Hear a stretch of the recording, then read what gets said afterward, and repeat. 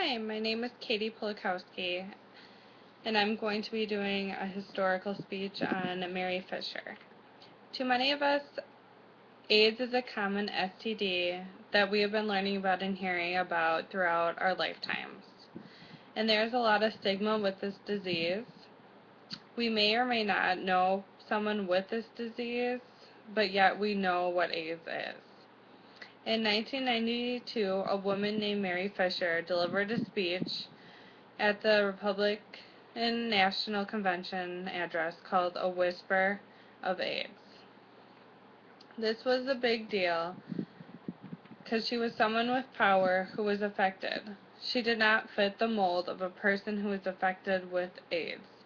She was white, she was a woman, she was married, not a drug user, or she was not a hemophiliac. Let's look at why Mary Fisher's speech was so monumental. This speech on AIDS was given 21 years ago, when HIV and AIDS was viewed as such a negative thing. The people who contracted AIDS were usually gay men, drug users, or typically not of a Caucasian background.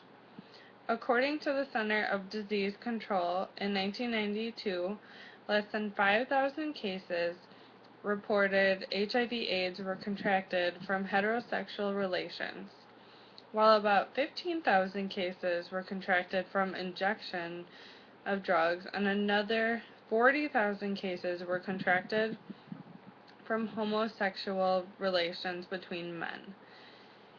And then later in the year 2000, the number of cases contracted from homosexual relations stayed the same. Those from drugs went down, and the number of heterosexual relationships rose up to about 23,000. Mary Fisher applied many speaking techniques to make this speech so successful.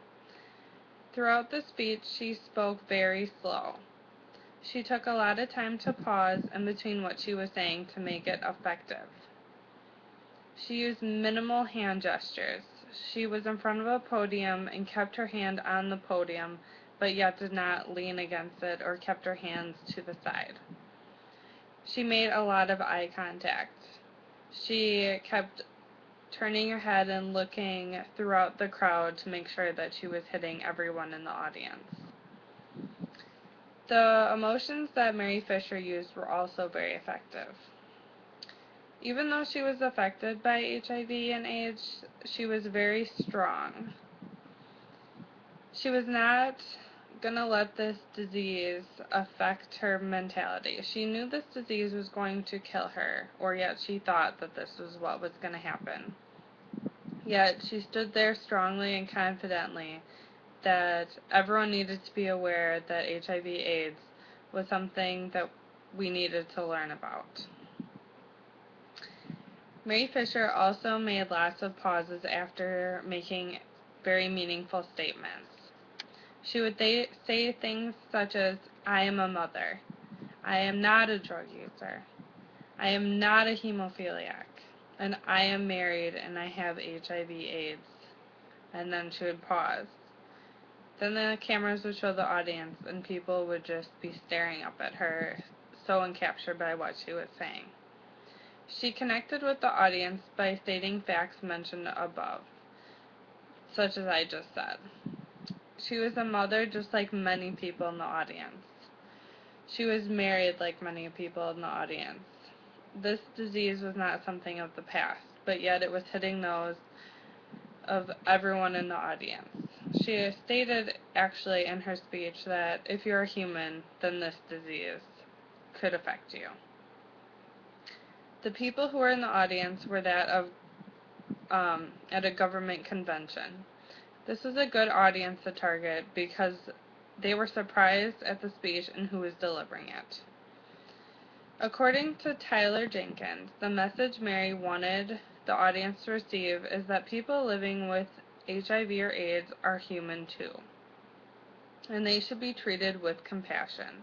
Instead of ignoring the issues, it should be addressed. Upon giving her speech, the once hostile audience of right-wing right-wing Republicans was now shocked in utter silence.